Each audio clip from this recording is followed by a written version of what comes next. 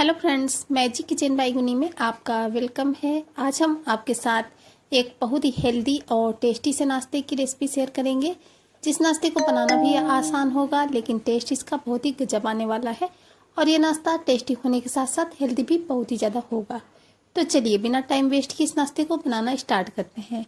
तो सबसे पहले इस नाश्ते को बनाने के लिए हमने एक बाउल में ये आधी कटोरी चना दाल ली थी, उसको भिगो करके रख दिया था। और 3 से 4 चम्मच हमने चावल लिए थे, उसको भी भिगो करके छोड़ दिए थे 4 से 5 घंटे के लिए। तो ये दोनों ही चीज़ें 4 से 5 घंटे में बढ़िया अच्छे से भीग चुकी हैं।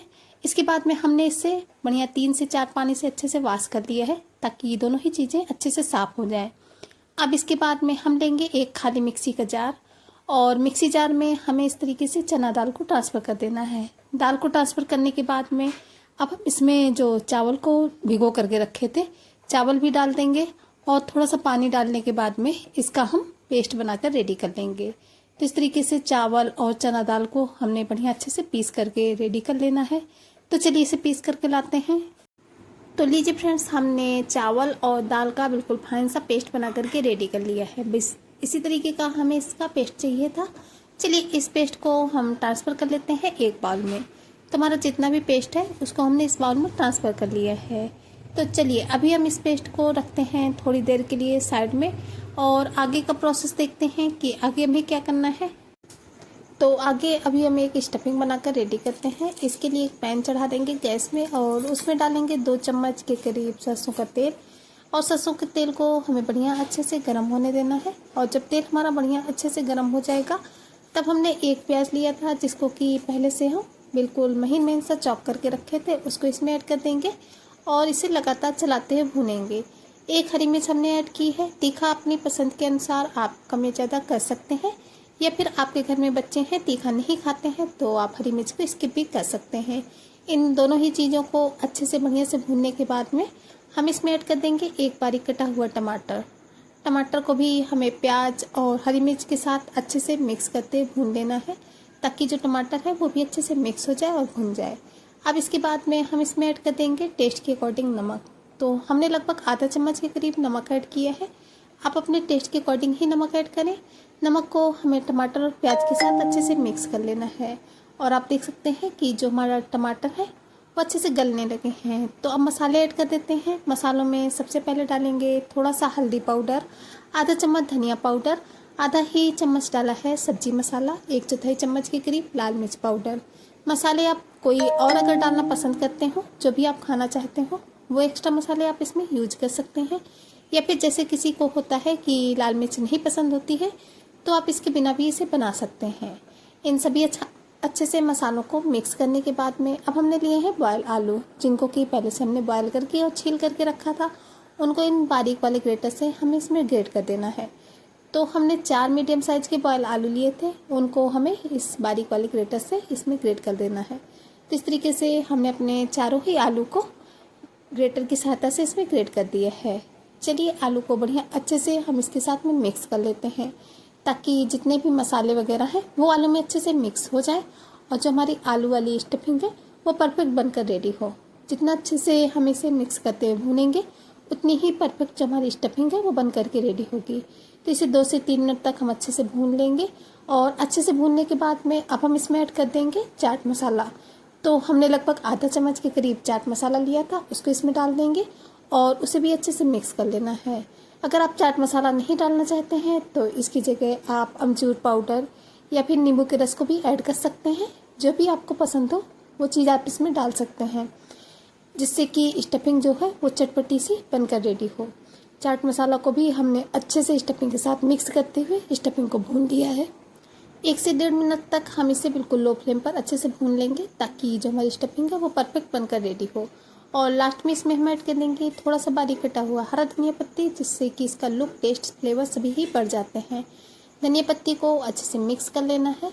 मिक्स करने के बाद में चलिए गैस की फ्लेम को ऑफ कर देते हैं और स्टफिंग को निकाल लेते हैं एक प्लेट में ठंडा होने के लिए, ताकि जो हमारी स्टफिंग है वो अच्छे से ठंडी हो जाए। और जब तक स्टफिंग ठंडी होती है तब तक हम इस नाश्ते के साथ खाने के लिए एक चटनी बना लेते हैं। चटनी बनाने के लिए फिर से हमने वही पैन ले लिया है और उसी पैन में हमने डाला है थोड़ा सा सरसों का तेल। तेल को बढ़िया अच्छे से गर्म होने देंगे और जब तेल अच्छे से गर्म हो जाएगा तब डालेंगे आधा चम्मच जीरा। थोड़ी सी हमने हींग भी ऐड की है। हींग डालने से इसका जो टेस्ट और फ्लेवर होता है वो बहुत ही अच्छा आता है। इसके बाद में एक हमने रफली चॉप किया हुआ प्याज रखा था, उसको इसमें ऐड कर देंगे। अब प्याज को हमें इस तरीके से थोड़ा सा चलाते हुए सौते कर लेना है। गैस की फ्लेम को हम मीडियम टू हाई ही रखेंगे क्योंकि हमें प्याज का कलर चेंज नहीं करना है। एक हमने हरी मिर्च ली थी, उसको तोड़कर इस तरीके से डाल देंगे। अगर आप ज़्यादा चटपटी सी तीखी सी चटनी खाना पसंद करते हैं तो आप हरी मिर्च की क्वांटिटी को भी बढ़ा भी सकते हैं। इसके बाद में हमने 2 ही रफली चॉप किए हुए टमाटर कट करके रखे थे, उनको इसमें ऐड कर देंगे। टमाटर प्याज को बढ़िया अच्छे से मिक्स करते हुए सौते करना है। टेस्ट के अकॉर्डिंग नमक ऐड कर देना है और इसके बाद में डालेंगे आधा चम्मच के करीब कश्मीरी लाल मिर्च, जो कि तीखी कम होती है लेकिन इससे जो चटनी का कलर होता है वो बहुत ही अच्छा आता है। अगर आपको तीखी चटनी पसंद है तो आप इसकी जगह जो तीखी वाली लाल मिर्च आती है उसका भी यूज कर सकते हैं। इन सभी चीज़ों को बढ़िया अच्छे से मिक्स करते हुए 2 से 3 मिनट तक अच्छे से भून लेना है। और हाँ, गैस की फ्लेम को याद रखना है कि मीडियम टू हाई ही रखना है। और इसके बाद में अब हम इसमें ऐड कर देंगे 2 चम्मच के करीब चीनी, जिससे कि चटनी का जो कॉम्बिनेशन होगा वो बहुत ही अच्छा आएगा। थोड़ी सी चीनी ज़रूर से ऐड करें। चीनी को भी हमें अच्छे से मिक्स कर लेना है इसके साथ में और 1 मिनट तक इसे इसी तरीके से पकाएंगे। तो चलिए, ये जो हमारे सभी चीज़ें हैं वो अच्छे से पक चुकी हैं। अब हम गैस की फ्लेम को ऑफ कर देते हैं और थोड़ी देर तक इसे ठंडा होने के लिए छोड़ते हैं और जब ये ठंडी हो जाएगी तब हम इसे पीसेंगे। तो ये जो हमने जितना भी ये मिक्स बना करके रखा था ये काफ़ी हद तक ठंडा हो चुका है। तो चलिए इसे पीस करके रेडी करते हैं। तो हमारी जितनी भी ये चीज़ें हैं इन सभी चीज़ों को हम मिक्सी जार में ट्रांसफ़र कर देंगे और मिक्सी जार में ट्रांसफ़र करने के बाद में अब हम इसमें थोड़ा सा पानी ऐड करेंगे 3 से 4 चम्मच के करीब, ताकि जो हमारी चटनी है वो बिल्कुल परफेक्ट बनकर रेडी हो, क्योंकि ये थोड़ा सा इससे थिक होगी।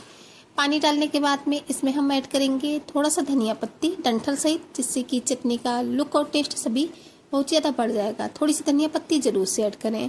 धनिया पत्ती डालने के बाद में मिक्सी जार का ढक्कन बंद करके चटनी को पीस करके रेडी कर लेंगे। तो चलिए इसे पीस करके लाते हैं। तो लीजिए फ्रेंड्स, चटनी को हमने बढ़िया अच्छे से पीस करके रेडी कर लिया है। आप चटनी का कलर देख सकते हैं कितना अच्छा सा आया है। अब इस चटनी को हम ट्रांसफ़र कर लेंगे एक बाउल में। तो हमारी जितनी भी चटनी है उसको हमने इस बाउल में ट्रांसफ़र कर लिया है। फ्रेंड्स, आप इस चटनी को किसी भी नाश्ते के साथ एंजॉय कर सकते हैं। पूड़ी पराठों के साथ भी ये चटनी बहुत ही टेस्टी लगती है। इसके बाद में मिक्सी जार में कुछ लगा हुआ चटनी का पेस्ट रह जाता है, तो उसमें हम थोड़ा सा मिक्सी जार में पानी डालकर इसे साफ कर लेंगे और इसे इसी चटनी में डाल देंगे और इसके बाद में इसे हमें अच्छे से मिक्स कर लेना है। तो लीजिए, हमारी बिल्कुल परफेक्ट जो चटनी है वो बन करके रेडी हो चुकी है। आप चाहें तो इस चटनी में कोई तड़का वगैरह भी लगा सकते हैं, लेकिन हमने इसे इसी तरीके से सिंपल रखा है। चलिए, अभी हम इस चटनी को साइड में रखते हैं और जो हम बैटर बना करके रखे थे बैटर को चेक कर लेते हैं। तो फ्रेंड्स, अभी ये जो हमारा बैटर है वो थोड़ा सा ठीक है, इस वजह से हम इसमें पानी ऐड करेंगे। तो पानी अभी हम इसमें थोड़ा थोड़ा करके ऐड करेंगे। 1 से 2 चम्मच के करीब हमने इसमें पानी ऐड किया है और इसे अच्छे से मिक्स करेंगे। फिर से हम इसमें 2 चम्मच के करीब पानी डालेंगे और इसे अच्छे से मिक्स करेंगे। तो लगभग 4 से 5 चम्मच के करीब ही हमने इसमें पानी ऐड किया है और जो हमारा बैटर है बिल्कुल परफेक्ट कंसिस्टेंसी का हो चुका है। अब इससे ज़्यादा हमें इसे रनी बिल्कुल भी नहीं करना है, क्योंकि ये जो हमारा बैटर है बिल्कुल परफेक्ट है। अभी हम इसमें ऐड करेंगे 1 छोटा सा चम्मच जीरा और उसी चम्मच से हमने थोड़ी सी अजवाइन ऐड की है। 1 चुटकी डालेंगे हल्दी पाउडर, जिससे कि इसका जो कलर होगा वो बहुत ही अच्छा आएगा और 1/4 चम्मच के करीब हमने इसमें ऐड किया है नमक। इन सभी मसालों को पहले हमें अच्छे से बैटर के साथ मिक्स कर लेना है। तो इस तरीके से जितने भी हमारे मसाले हैं उनको हमने बढ़िया अच्छे से बैटर के साथ मिक्स कर लिया है। बिल्कुल परफेक्ट हो चुका है। अभी हम इस बैटर को थोड़ी देर के लिए रखेंगे साइड में और इसके बाद में हमने लेनी है ये 4 कटोरियाँ। तो कटोरियों की साइज़ आप कोई भी ले सकते हैं, छोटी या बड़ी, जिस हिसाब से आप अपना नाश्ता बनाना चाहते हो। तो हमने ये मीडियम साइज़ की 4 कटोरियाँ ली हैं और इन चारों ही कटोरियों को हम अच्छे से ऑयल से पहले ग्रीस कर लेंगे, क्योंकि आज का जो नाश्ता है वो हम इन्हीं कटोरियों में बनाएंगे। और अगर अच्छे से हम ऑयल से इन्हें ग्रीस नहीं करेंगे तो जब हम अपने नाश्ते को इसमें बनाएंगे और इसके बाद में डीमोल्ड करेंगे तो ये अच्छे से डीमोल्ड नहीं होगा। इस वजह से इन्हें अच्छे से ऑयल से ग्रीस करना बेहद ही ज़रूरी है। अच्छे से चारों कटोरियों को हमने ऑयल से ग्रीस कर लिया है। अब हमने लिए है थोड़ा सा सफ़ेद वाले तिल, उनको चारों ही कटोरियों में इस तरीके से थोड़ा थोड़ा सा हम स्प्रिंकल कर देंगे, जिससे कि जो नाश्ते का लुक्स होगा वो बहुत ही अच्छा आएगा। तो चारों ही कटोरियाँ तो हमारी रेडी हो चुकी हैं। इन कटोरियों को रखेंगे अभी, और जो हमने बैटर बना करके रखा था उस बैटर को लेंगे और उसमें हमने ऐड किया है ये आधा पाउच इनो का। आप इसकी जगह इसमें बेकिंग सोडा भी ऐड कर सकते हैं, लेकिन इनो डालने से जो हमारा नाश्ता है वो ज़्यादा परफेक्ट बनकर रेडी होता है। इस वजह से आप, अगर आपके पास है तो आप इसमें इनो ही ऐड करें। इनो के ऊपर थोड़ा सा 1 चम्मच के करीब पानी डालेंगे, जिससे कि इनो का जो फर्मेंटेशन होता है वो बहुत ही अच्छे से होता है। इसके बाद में फटाफट से हमें अच्छे से इस बैटर के साथ इनो को मिक्स कर लेना है। तो लीजिए, इसको हमने अच्छे से मिक्स कर लिया है। अब इसके बाद में हम ये जो सारा प्रोसेस है हमें फटाफट से ही करना है। इन चारों ही कटोरियों में 1 से 1.5 चम्मच के करीब हमें बैटर लेना है और डाल देना है। अब हम इन कटोरियों को लेकर के चलेंगे गैस की तरफ। तो गैस में पहले ही हमने कढ़ाई में पानी को गर्म होने के लिए रख दिया था। उसके ऊपर रखा है हमने एक स्टैंड में चारों ही कटोरियों को हम एडजस्ट कर देंगे और इसके बाद में 1 मिनट तक हम इन्हें स्टीम होने देंगे मीडियम फ्लेम पे। तो चलिए 1 मिनट के बाद में हम इन्हें चेक करेंगे।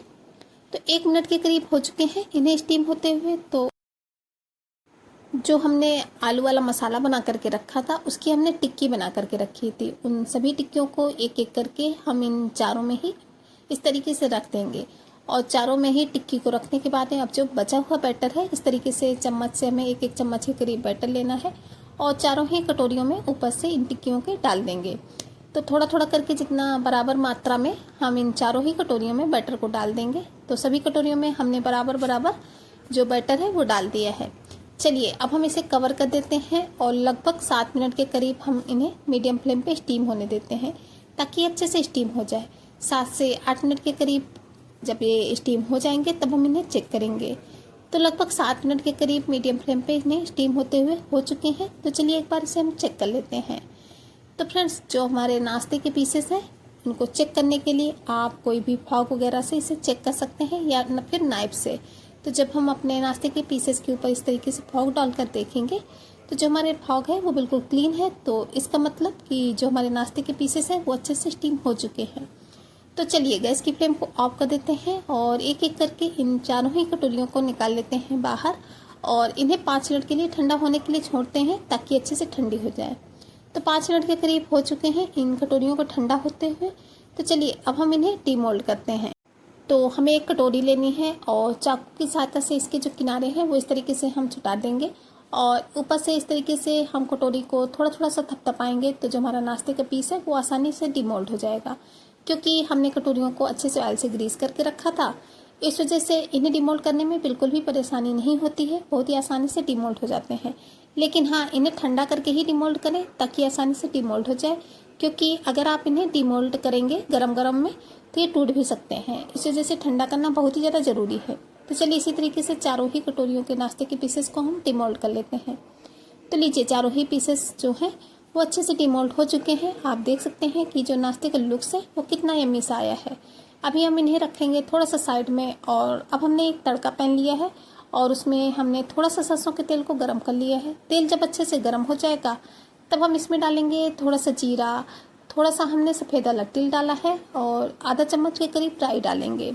इसके बाद में इन सभी चीज़ों को अच्छे से तड़क जाने देंगे और एक प्लेट में ये जितना भी हमारा तड़का है उसको हमें डाल देना है और ऊपर से डालेंगे इसमें थोड़ा सा बारीक कटा हुआ हरा धनिया पत्ती।